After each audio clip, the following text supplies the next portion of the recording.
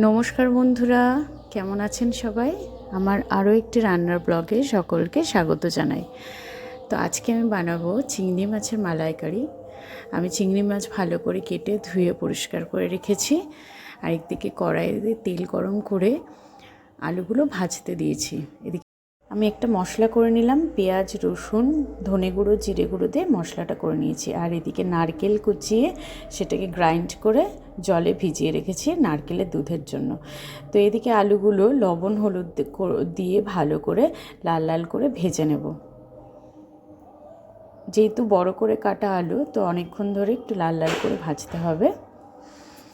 তো ভাজা হয়ে গেছে। আমি একই তেলে জিরে ফোড়ন দিলাম। ফোড়নটা কিন্তু ভালো করে ভেজে নেব, জিরেটা লাল লাল হওয়া অবধি।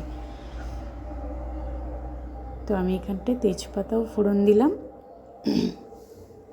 দিয়ে সেই যে বেটে রাখা মশলাটা আমি এর মধ্যে দিয়ে দিলাম, দিয়ে ভালো করে কষিয়ে নেব। এবার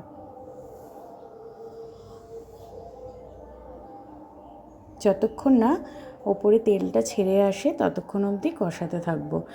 আমি এখানটায় অ্যাড করলাম হলুদ গুঁড়ো আর সামান্য লবণ। স্বাদ অনুযায়ী লবণটাও অ্যাড করতে হবে এই সময়। লঙ্কার গুঁড়োটাও মশলা অ্যাড করে দিলাম, দিয়ে এবার ভালো করে কষাতে হবে তেলটা সারফেসে নেওয়ার অবধি। যে আমার চিংড়ি মাছগুলো ধুয়ে পরিষ্কার করে রাখা ছিল, সেটা আমি কিন্তু চিংড়ি মাছ একদমই ভাজি না, ভাজলে শক্ত হয়ে যায়। তো মশলার সাথেই অ্যাড করে দিয়ে এবার ভালো করে কষাতে থাকবো। ফ্লেমটা কিন্তু একদমই স্লোতে থাকবে। আস্তে আস্তে কষাতে থাকবো, দেখবেন সুন্দর একটা লাল লাল রং চলে আসবে। এই যে তেলটা রিলিজ হয়ে গেছে দেখে হয়তো বুঝতেই পারছেন। তো এখানে আমি আলুটাও অ্যাড করে দেব। আলুটা অ্যাড করে দিয়ে আবার মশলার সাথে আলুটাকেও কষিয়ে নেব। কষানোর পরে কিন্তু রান্নার টেস্টটা নির্ভর করে।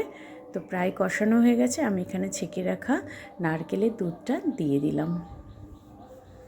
এবার ঢেকে রাখবো। ঢেকে আমি 5 মিনিট। চিংড়ি মাছের মালাইকারি কিন্তু আমার একদম রেডি। তো আমার ভিডিওগুলো যদি আপনাদের ভালো লেগে থাকে, লাইক, কমেন্ট, সাবস্ক্রাইব করবেন। সবাই ভালো থাকবেন।